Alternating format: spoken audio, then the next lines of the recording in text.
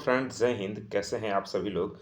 आज हम लोग पढ़ेंगे सीटेट एसएसटी जो पेपर 2 में यदि आपने लिया है तो ये वीडियो आपके लिए है। इसमें एनसीईआरटी क्लास 7 पॉलिटी को हम लोग एक ही वीडियो में कंप्लीट करने वाले हैं।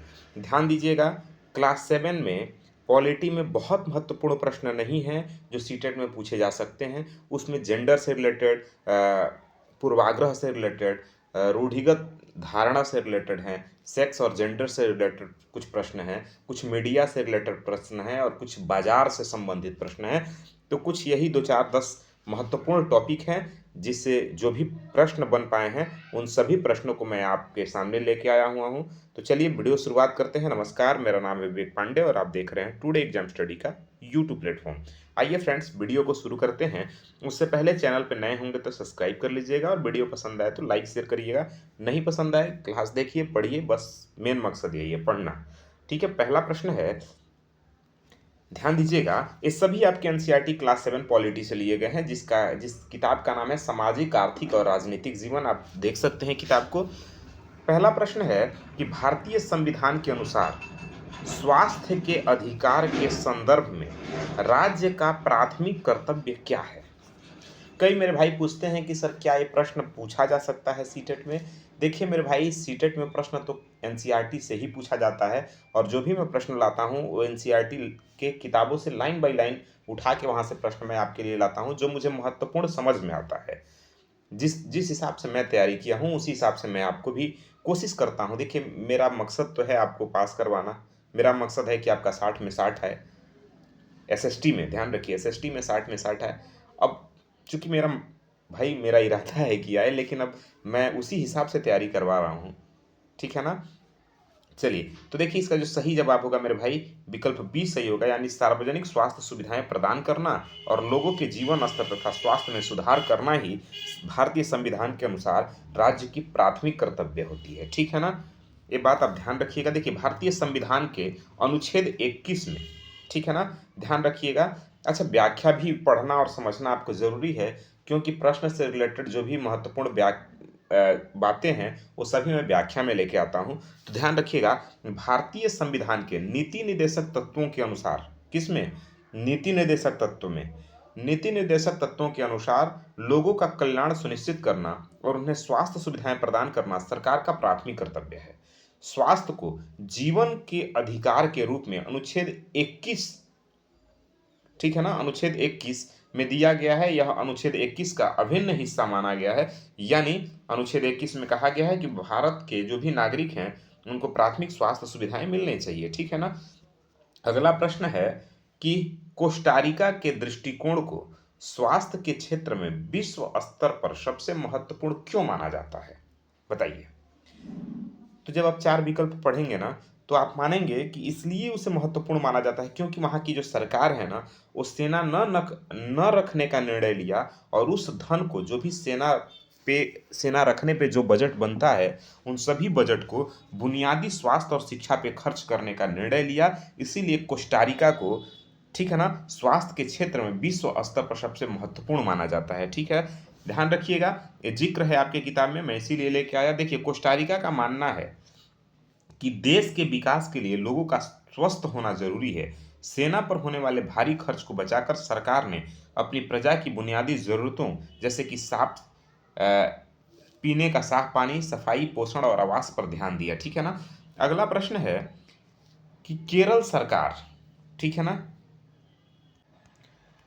केरल सरकार द्वारा 1996 में किए गए एक महत्वपूर्ण सुधारों के तहत राज्य के बजट का कितना प्रतिशत हिस्सा पंचायतों को दिया गया, बताइए। तो देखिए एनसीईआरटी की किताब के अनुसार ये बताया गया है कि केरल सरकार ने 1996 में अपने राज्य का 40% जो हिस्सा है वो किस में दे दिया, पंचायतों के सुधार में दे दिया। ठीक है ना। अगले प्रश्न की तरफ चलें तो अगला प्रश्न है कि विधानसभा सदस्य जो एमएलए होते हैं, विधानसभा सदस्य बनने के लिए उम्मीदवार का चुनाव किसके द्वारा किया जाता है।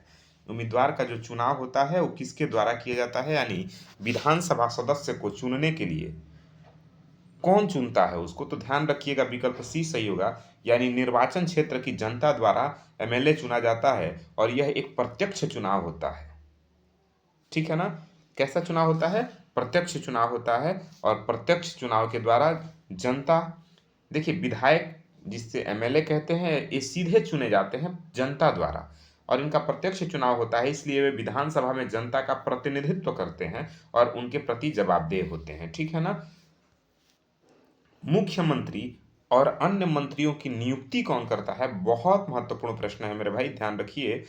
बताइएगा, मुख्यमंत्री और अन्य मंत्रियों की नियुक्ति कौन करता है? तो आप सभी पढ़ेंगे तो इसका जो सही विकल्प होगा वो विकल्प सी सही होगा, यानी राज्य के जो राज्यपाल होते हैं वो राज्य के मुख्यमंत्री और मंत्रिपरिषद की नियुक्ति करते हैं। चुनाव के बाद बहुमत वाले दल के नेता को राज्यपाल मुख्यमंत्री नियुक्त करते हैं। देखिए चुनाव होता है, चुनाव के बाद जो दल बहुमत में होती है, उस विधान दल का जो नेता होता है वही मुख्यमंत्री चुना जाता है। और उनकी नियुक्ति कौन करता है? तो उनकी नियुक्ति राज्यपाल के द्वारा की जाती है। राज्यपाल उनको शपथ दिलवाते हैं, ये बात ध्यान रखिएगा। और राज्यपाल को कौन शपथ दिलवाता है? बताइए, कमेंट बॉक्स में आप मुझे बताइए कि राज्यपाल की नियुक्ति कौन करता है। बताना है आपको कि राज्यपाल की नियुक्ति कौन करता है। चलिए, और फिर मुख्यमंत्री की सलाह पे बाकी मंत्रियों की नियुक्ति की जाती है राज्यपाल के द्वारा। ठीक है ना।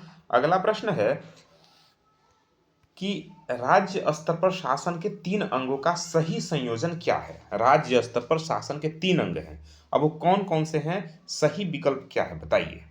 तो देखिए मेरे भाई, इसका विकल्प बी सही होगा, यानी विधायिका, कार्यपालिका और न्यायपालिका। ये राज्य स्तर पे सरकार के 3 अंग हैं। विधायिका यानी विधानसभा, कार्यपालिका यानी मंत्रिपरिषद और न्यायपालिका यानी न्यायालय। ठीक है ना। राज्य शासन में विधानसभा कानून बनाती है जिसे विधायिका कहते हैं, मंत्री और विभाग उन्हें लागू करते हैं जिसे कार्यपालिका कहा जाता है, और उच्च न्यायालय न्याय का कार्य करता है जिसे न्यायपालिका कहा जाता है। बात आपको ध्यान रखना है। अब अगला प्रश्न है ओपीडी। ओपीडी का पूर्ण रूप क्या है, यानी ओपीडी का फुल फॉर्म क्या है? देखिए ओपीडी का जिक्र आपके एनसीईआरटी क्लास 7 के पॉलिटी में किया गया है, तो अब आपको बताना है ओपीडी का फुल फॉर्म क्या है, बताइए। तो मेरे भाई ध्यान रखिएगा, इसका जो सही विकल्प होगा वो विकल्प बी होगा, यानी आउट पेशेंट डिपार्टमेंट। इसका फुल फॉर्म होता है ओपीडी का। ठीक है ना। चलिए, अगला प्रश्न है कि स्वास्थ्य स्वास्थ्य केवल बीमारियों की अनुपस्थिति नहीं है, इसमें और भी कुछ शामिल है। वो क्या शामिल है बताइए। मतलब आप कहेंगे कि व्यक्ति स्वस्थ है या अस्वस्थ है इस बात से कि वो बीमार है तो स्वस्थ है, बीमार नहीं है तो स्वस्थ है। नहीं, सिर्फ स्वास्थ्य की परिभाषा ये नहीं है, स्वास्थ्य की परिभाषा और क्या है वो आपको बताना है। चलिए बताइए। देखिए, स्वास्थ्य की परिभाषा है, विकल्प बी सही होगा, यानी साफ पानी, प्रदूषण मुक्त वातावरण, पर्याप्त भोजन और मानसिक शांति स्वास्थ्य की परिभाषा है। ध्यान रखिएगा, स्वास्थ्य एक व्यापक अवधारणा है। यदि किसी को पीने का साफ पानी नहीं मिलता या वह घुटन भरे माहौल में रहता है तो उसके बीमार पड़ने की हमेशा संभावना बनी रहती है। ठीक है ना। अगला प्रश्न है कि भारत में दवाओं के उत्पादन के संदर्भ में कौन सा कथन सही है? भारत दवाओं का बहुत कम उत्पादन करता है, या भारत विश्व का तीसरा सबसे बड़ा दवा उत्पादक देश है और यहाँ से भारी मात्रा में निर्यात होता है, या भारत में दवाएं नहीं बनती है, यहाँ केवल आयुर्वेदिक दवाएं बनती है। अब 4 विकल्प है, सही विकल्प बताइए। तो मेरे भाई ध्यान रखिएगा, सही विकल्प ऑप्शन नंबर बी होगा, यानी भारत विश्व का तीसरा सबसे बड़ा दवा उत्पादक देश है, यहाँ से भारी मात्रा में निर्यात होता है दवाइयाँ। ठीक है ना। चलिए अगले प्रश्न की तरफ चलें। तो अगला प्रश्न है कि वॉलपेपर परियोजना का शिक्षा में क्या उद्देश्य है? तो मेरे भाई ध्यान रखिएगा, जो वॉलपेपर परियोजना होता है वह छात्रों को किसी विशेष विषय जैसे डेंगू या बाढ़ या लू जैसी चीज़ों पर शोध करने और अपनी रचनात्मकता यानी अपने क्रिटिकल थिंकिंग से, ठीक है ना, अपनी रचनात्मकता को साझा करने के लिए प्रोत्साहित करना ही क्या कहलाता है? वॉल पेपर परियोजना कहलाता है। ध्यान रखिएगा। देखिए, छात्रों में सामाजिक मुद्दों के प्रति जागरूक करता है और यह सामूहिक कार्य की भावना भी पैदा करता है, इसलिए वॉल पेपर योजना बहुत महत्वपूर्ण योजना होती है शिक्षा के क्षेत्र में। ध्यान रखना है आपको मेरे भाई।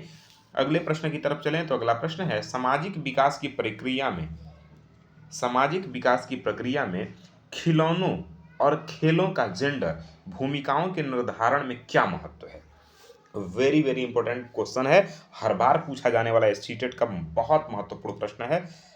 कह रहा है कि सामाजिक विकास की प्रक्रिया में खिलौनों और खेलों का जेंडर की भूमिकाओं के निर्धारण में क्या महत्व है।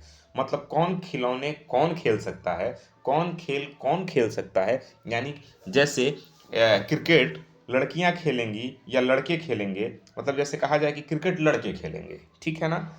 या फिर गुड़िया लड़कियां खेलेंगी, गुड़िया जो खिलौना होती है उससे लड़कियां खेलेंगी। इस प्रकार की सामाजिक जो प्रक्रियाएं हैं खेल और खिलौनों के संबंध में, उस जेंडर भूमिकाओं के निर्धारण में क्या महत्व रखती हैं, आपको बताना है।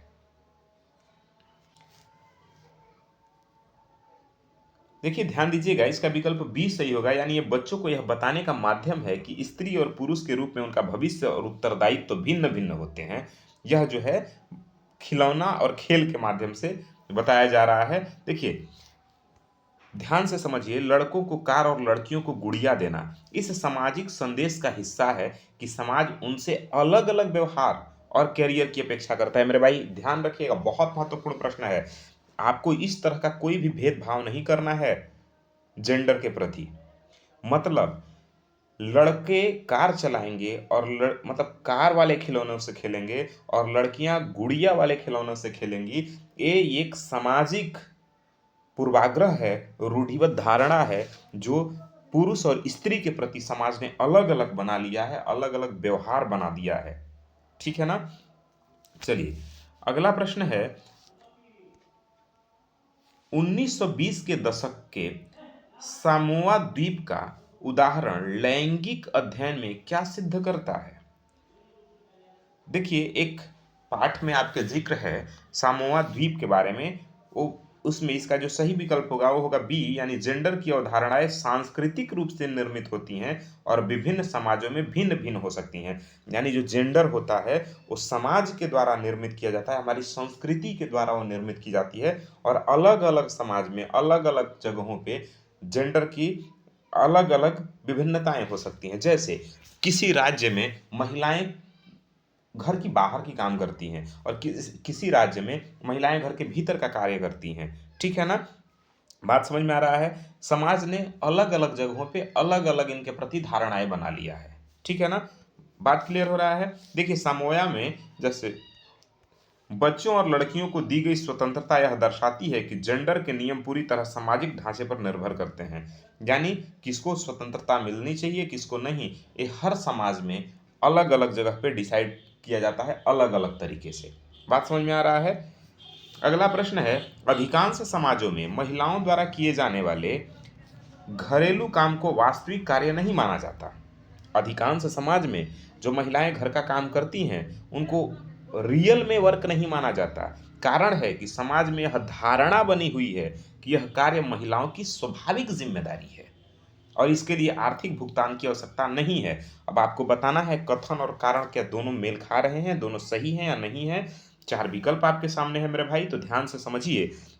इसके लिए विकल्प एक ठीक होगा, यानी कथन और कारण दोनों बात बिल्कुल ठीक है। यदि आप महिलाएं हैं तो आप ध्यान, तो ये आप समझ सकती हैं। यदि आप पुरुष हैं तब भी आपको समझना चाहिए कि देखिए अधिकांश समाजों में क्या होता है कि जो महिलाएं घर का कार्य करती हैं, ठीक है ना, तो उनको पुरुष के द्वारा या लोगों के द्वारा उन कामों को वास्तविक काम नहीं माना जाता। मतलब ये नहीं माना जाता कि हाँ वो लोग भी कार्य कर रही हैं। अगर आप पुरुष हैं बाहर जाके 8 घंटा वर्क कर रहे हैं, महिलाएं घर में काम कर रही हैं, तो ये माना जाएगा कि आप काम कर रहे हैं, महिलाएं नहीं कर रही हैं। क्यों? क्योंकि ये उनका वास्तविक कार्य है, स्वाभाविक कार्य है। बात समझ में आ रहा है। जैसे कि दैनिक रूटीन आपका है कि सुबह उठना फ्रेश होना, वैसे ही माना जाता है कि महिलाओं का ये दैनिक रूटीन है। ठीक है ना।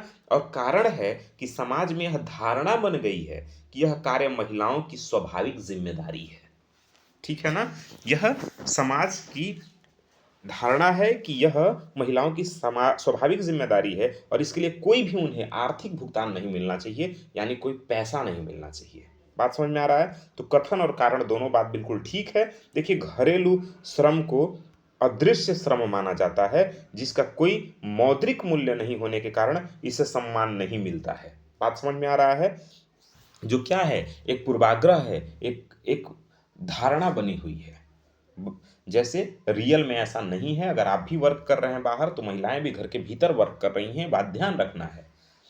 ठीक है ना। अगले प्रश्न की तरफ चलें तो अगला प्रश्न है, दोहरा बोझ शब्दावली का प्रयोग किस सामाजिक स्थिति को परिभाषित करने के लिए किया जाता है?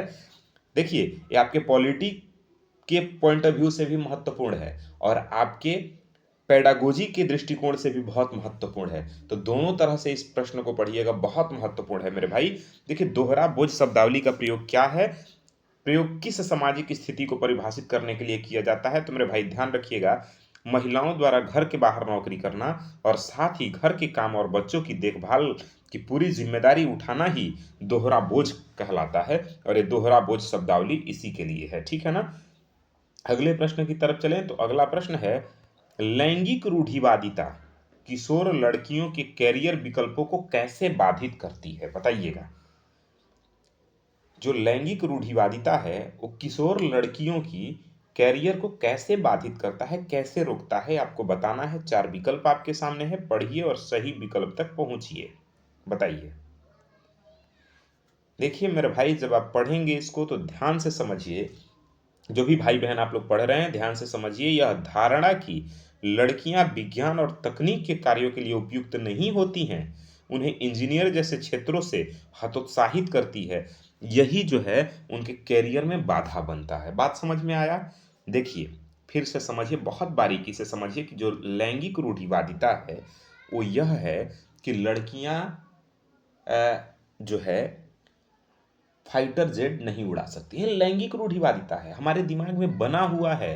बात समझिएगा, ये लैंगिक रूढ़िवादिता है। लिंग के आधार पे मैंने डिसाइड कर लिया है, समाज के द्वारा जेंडर के आधार पे, कि लड़कियां ये नहीं कर सकती हैं और लड़के खाना नहीं बना सकते हैं।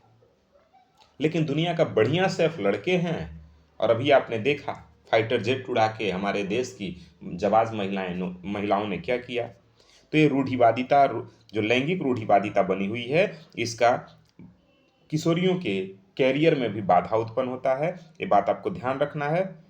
जैसे रूढ़िवादिता योग्यताओं को लिंग से जोड़ देती है। जो रूढ़िवादिता है वो योग्यताओं को लिंग से जोड़ देती है। आप योग्य हैं, आप इंजीनियर बन सकते हैं, बन सकती हैं, लेकिन चूंकि अब आप लड़की हैं इसलिए नहीं बनेंगी। बात समझ में आ रहा है? आप बढ़िया बॉक्सर बन सकती हैं, पर आप लड़की हैं इसलिए नहीं कर सकती हैं। बात समझ में आ रहा है? तो इनके लिंग से जोड़ करके उनकी योग्यताओं को देखा जाता है, जिससे लड़कियों के पास कुछ गिने चुने विकल्प होते हैं, जैसे नर्स बनना, शिक्षक बनना, ऐसे देखभाल करने वाले कैरियर के विकल्प रहते हैं जहां केयर करने वाला बात हो। बात समझ में आ रहा है ना? चलिए अगले प्रश्न पे चलें तो अगला प्रश्न है मेरे भाई, ध्यान दीजिएगा, रास बुंदरी देवी की आत्मकथा अमार जीवन का ऐतिहासिक महत्व क्या है? तो देखिए, यह किसी भारतीय महिला द्वारा लिखी गई पहली आत्मकथा है जो 19वीं सदी में महिला शिक्षा के संघर्ष को दर्शाती है। ध्यान रखिएगा, ये रास बुंदरी देवी की आत्मकथा है, अमार जीवन नाम की एक कथा है। ध्यान रखिएगा। अगले प्रश्न की तरफ चलें तो अगला प्रश्न है, जनगणना 2011 के आंकड़ों के अनुसार मुस्लिम और दलित लड़कियों के स्कूल छोड़ने की उच्च दर, ठीक है ना, मतलब जो ड्रॉप आउट हो जाती हैं लड़कियां या लड़के, तो मुस्लिम और दलित वर्ग की जो लड़कियां हैं स्कूल छोड़ने की जो उच्च दर का प्रमुख कारण क्या है? आपको बताना है कि इसके सही कारण क्या है। तो ध्यान रखिएगा, यह है गरीबी, सामाजिक भेदभाव और स्कूलों में उचित बुनियादी ढांचे जैसे शौचालय इत्यादि का अभाव। ठीक है ना, यही कारण है। अगले प्रश्न की तरफ चलें तो अगला प्रश्न है, 2006 में लागू हुआ घरेलू हिंसा महिला संरक्षण कानून भारतीय लोकतंत्र की किस विशेषता को दर्शाता है? तो मेरे भाई, यह नागरिकों और महिलाओं संगठनों के लंबे संघर्ष तथा विधायी प्रक्रिया में उनकी भागीदारी को दर्शाता है। ध्यान रखिएगा, 2006 में जो घरेलू हिंसा महिला संरक्षण कानून आया है, ठीक है ना, देखभाल का कार्य समाज में महिलाओं से ही क्यों जोड़ा जाता है? बताइए। मतलब केयर करने वाला कोई भी वर्क हो तो महिलाओं के साथ ही क्यों जोड़ा जाता है?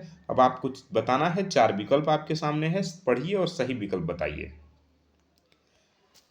तो ये भी लैंगिक रूढ़िवादिता से जुड़ा हुआ प्रश्न है, यानी क्योंकि यह एक सामाजिक धारणा है कि महिलाएं स्वभाव से ही कोमल और धैर्यवान होती हैं। ये समाज की धारणा है, जरूरी नहीं। देखिए, धारणाएं बनती हैं, ठीक है ना।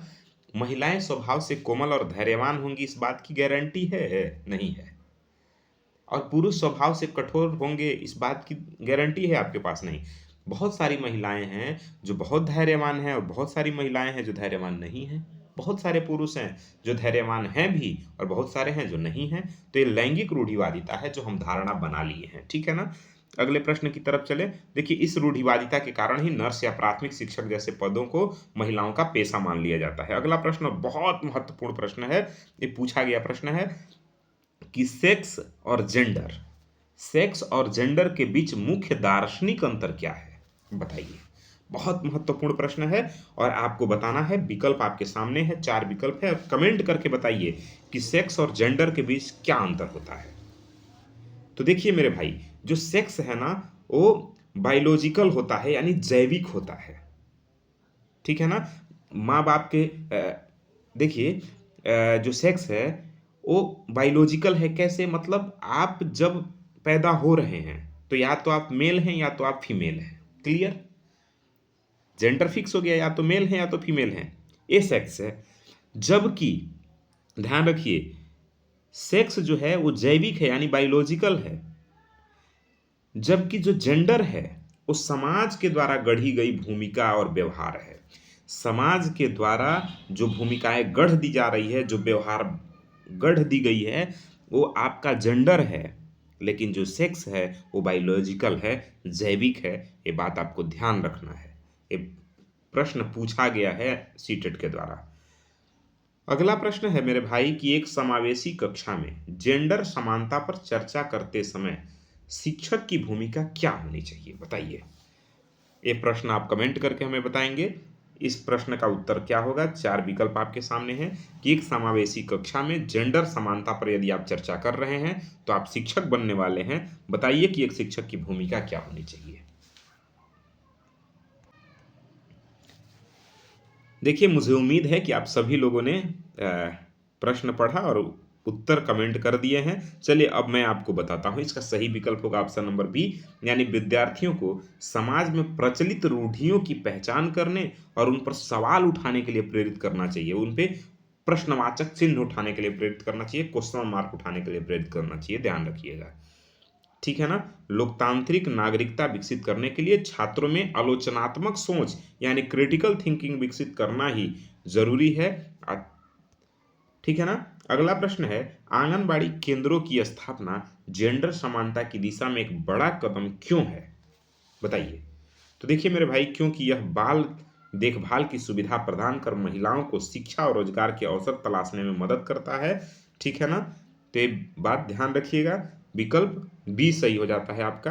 अगला प्रश्न है, समाज में पुरुषत्व की रूढ़िवादी जो धारणा है लड़कों को किस प्रकार प्रभावित करती है, बताइए। चलिए लड़के लोग, अब आप लोग खुश हो जाइए, आपके लिए ये प्रश्न है कि समाज में पुरुषत्व की रूढ़िवादी जो धारणा है वो लड़कों को किस प्रकार से प्रभावित करती है, बताइए।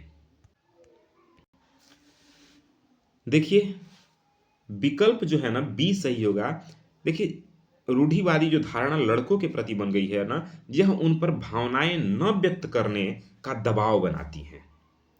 जैसे घर में ही आपके कह दिया जाता है, जैसे मम्मी ही कह देती होंगी, अरे तू रो रहा है, अरे तू तो लड़का है, क्यों रो रहा है, लड़के रोते नहीं है। बात समझ में आ रहा है? अरे बार बार लड़कियों के जैसे रो देता है, बात समझ में आ रहा है?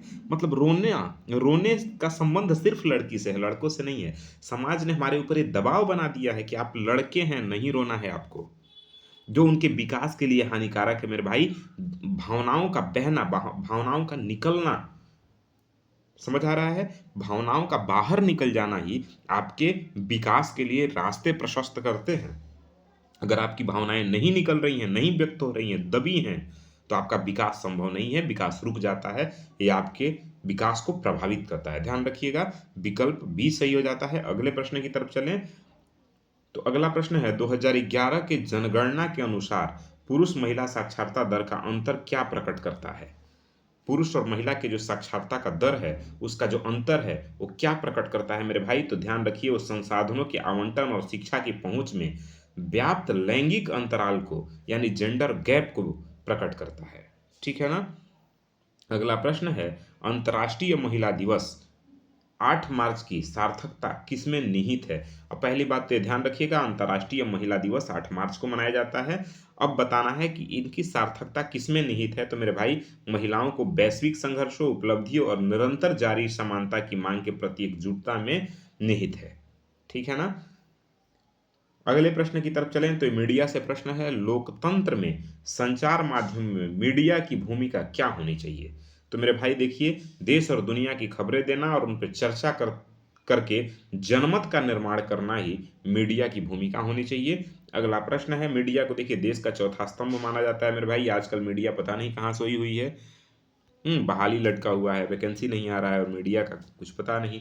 अगला प्रश्न है, मीडिया के संदर्भ में संतुलित रिपोर्ट से क्या तात्पर्य होता है? तो देखिए, वह रिपोर्ट जिसमें किसी भी विषय पर हर दृष्टिकोण से चर्चा की जाए और पाठकों को स्वयं राय बनाने के लिए छोड़ दिया जाए, तो ये होता है संतुलित रिपोर्ट। ठीक है ना? अगला प्रश्न है कि संचार माध्यमों के संदर्भ में सेंसरशिप का क्या अर्थ होता है? तो देखिए, सेंसरशिप जो होता है, सरकार द्वारा समाचार के अंश, फिल्मों के दृश्य और गीतों को सार्वजनिक अभिव्यक्ति से रोकने की शक्ति है। सेंसरशिप का मतलब होता है कि जो चीज़ें जनता के बीच नहीं आनी चाहिए, उनको रोकना ही सेंसरशिप है। सरकार द्वारा समाचार के अंशों को रोक देना, जैसे कि ये मीडिया को प्रसारित करना है या नहीं, उस पे, फिल्मों के दृश्य पे, गीत, आपने सुना होगा कि देखिए सेंसरशिप ने इसे रोक दिया। देखिए, भारत के इतिहास में आपातकाल 1975 से 77 के दौरान मीडिया पर एक कड़ी सेंसरशिप लगाई गई थी। लोकतंत्र में स्वतंत्र मीडिया के लिए न्यूनतम सेंसरशिप अनिवार्य है। ठीक है ना? अगला प्रश्न है, लोकतंत्र में सूचना का जो अधिकार है यानी राइट टू इन्फॉर्मेशन मीडिया के काम को कैसे सुगम बनाता है, बताइए। तो इसको देखेंगे तो विकल्प बी सही होगा, यानी यह पत्रकारों को सरकारी दस्तावेजों तक पहुंच प्रदान करता है ताकि वे शासन की जवाबदेही तय कर सकें। बात समझ में आ रहा है? अगला है, विज्ञापन के संदर्भ में लक्ष्य समूह किसे कहते हैं? तो ध्यान रखिए, लोगों का वह विशिष्ट समूह, जैसे बच्चे, महिलाएं या युवा, जिसके लिए उत्पाद और विज्ञापन विशेष रूप से तैयार किया जाता है, उसे लक्ष्य समूह कहा जाता है। ठीक है ना? अगला प्रश्न है कि मीडिया साक्षरता का क्या महत्व है? तो देखिए, मीडिया साक्षरता जो सूचनाओं का आलोचनात्मक विश्लेषण करना और यह समझना कि मीडिया हमें क्या और क्यों दिखा रहा है, यह समझना ही, ठीक है ना, मीडिया साक्षरता कहलाता है। और मीडिया साक्षरता का यही महत्व है। ठीक है ना? एक नागरिक को जागरूक होना जरूरी है ताकि ये पता हो कि मीडिया जो दिखा रहा है वो क्यों दिखा रहा है, कैसे दिखा रहा है और किस लिए दिखा रहा है, उसके पीछे क्या छिपा हुआ है। अब अगला प्रश्न है बाजार से संबंधित। ये प्रश्न बहुत महत्वपूर्ण है सीटेट के लिए, कई बार ये प्रश्न पूछा जा चुका है इससे। साप्ताहिक बाजार की वह कौन सी विशेषता है जो इसे अस्थायी दुकान वाले बाजारों से सस्ता बनाती है? तो देखिए, दुकानदारों को अस्थायी दुकानों की तरह किराया, बिजली का बिल और सरकारी शुल्क नहीं देना पड़ता, साथ ही घर के लोग ही सहायता करते हैं। इस साप्ताहिक बाजार को यही सस्ता बनाता है। ध्यान रखिएगा, साप्ताहिक बाजारों में लागत कम होती है क्योंकि वे अस्थायी होते हैं। साप्ताहिक बाजार कैसे होते हैं? अस्थायी, मतलब अस्थायी नहीं होते, परमानेंट नहीं होते हैं। इसके अलावा यहाँ एक ही प्रकार के सामान कई दुकान पे होने से प्रतिस्पर्धा होती है, जिससे उपभोक्ताओं को मोल तोल करने का अवसर मिलता है। अगला है, बाजार श्रृंखला में थोक व्यापारी की मुख्य भूमिका क्या है? देखिए, बाजार श्रृंखला में थोक व्यापारी की जो भूमिका है, वह उत्पादक और खुदरा विक्रेता यानी रिटेलर के बीच एक कड़ी के रूप में कार्य करता है, जो बड़ी मात्रा में माल खरीदता है। ठीक है ना? ध्यान रखिएगा। अगला प्रश्न है कि दादन व्यवस्था के संदर्भ में निम्नलिखित कथनों पर विचार कीजिए। दादन व्यवस्था क्या है? तो देखिए, इसमें विकल्प सी सही होगा। दादन व्यवस्था के विकल्प में, यानी पहला और दूसरा कथन सही है। यानी इसमें व्यापारी बुनकरों को कच्चा माल देता है और उनसे तैयार माल प्राप्त करता है। बुनकर अपनी पूरी मेहनत के बाद भी बाजार की वास्तविक कीमत से बहुत कम आय प्राप्त करते हैं, यही दादन व्यवस्था है। ठीक है ना? अगला प्रश्न है, विदेशी बाजारों में कमीजें बेचने वाला निर्यातक भारी लाभ कमाता है जबकि कपास किसान को बहुत कम मिलता है। बाजार की श्रृंखला में शक्ति और लाभ का वितरण असमान होता है। जिसके पास पूंजी और बाजार की पहुंच अधिक है वह अधिक लाभ उठाता है। तो देखिए दोनों बात ठीक है, कथन और कारण दोनों ठीक है ना। ये बहुत महत्वपूर्ण एक प्रश्न नहीं है, इसलिए इसमें ज़्यादा समय नहीं लेंगे, आगे बढ़ते हैं। अब आपको बताना है कि अप्रत्यक्ष बाजार से क्या तात्पर्य है। बहुत महत्वपूर्ण प्रश्न है। देखिए वे बाजार जो उन वस्तुओं का व्यापार करते हैं जिनका उपयोग अन्य वस्तुओं के उत्पादन में होता है, जैसे उर्वरक या कार के पुर्जे, जिन्हें आम उपभोक्ता सीधे नहीं देखता, ठीक है ना, वो अप्रत्यक्ष बाजार है। अगला प्रश्न है, कपास से कमीज बनने तक बाजार श्रृंखला का सही क्रम क्या है। तो देखिए वो सही क्रम है, किसान पहले कपास तैयार करता है, फिर थोक व्यापारी तक जाता है, फिर बुनकर के पास जाता है, फिर निर्यातक के पास जाता है, फिर विदेशी व्यवसायी के पास जाता है और फिर वहां से उपभोक्ता के पास आता है। यही सही क्रम है। अगला प्रश्न है जो बहुत महत्वपूर्ण है, सीटेट के लिए विशेष है कि कक्षा में बाजार विषय पढ़ाते समय एक कमीज की कहानी का उपयोग क्यों किया जा सकता है या क्यों किया जाता है, बताइए। तो देखिए मेरे भाई, बाजार की पूरी श्रृंखला और उसमें शामिल विभिन्न लोगों के बीच लाभ के असमान वितरण को समझाने के लिए बाजार विषय को पढ़ाते समय ये चर्चा करनी चाहिए। तो ये थे आपके क्लास 7 एनसीईआरटी से बनने वाले कुछ बहुत महत्वपूर्ण प्रश्न। अब क्लास 7 एनसीईआरटी पॉलिटी के आपके सभी क्वेश्चन कंप्लीट हो चुके हैं। अब कल से हम क्लास 8 के पहले ज्योग्राफी कंप्लीट करेंगे, फिर हिस्ट्री कंप्लीट करेंगे, फिर आपके पॉलिटी को कंप्लीट करेंगे और उसके बाद इन सभी प्रश्नों का मिक्सचर आपके पास प्रैक्टिस सेट बराबर आते रहेगा। जो जो इम्पोर्टेंट प्रश्न जो लगेंगे हमें उनसे रिलेटेड वीडियो आपको बराबर मिलता रहेगा। और सीडीपी के कुछ प्रश्न हैं, कुछ आपके भाषा से रिलेटेड प्रश्न करवाने हैं, उन सभी पे मैं आपसे जल्दी ही मिलूंगा। आप बाकी वीडियो पूरा आपको देखने के लिए बहुत बहुत धन्यवाद। मिलते हैं अगले वीडियो में, तब तक के लिए जय हिंद।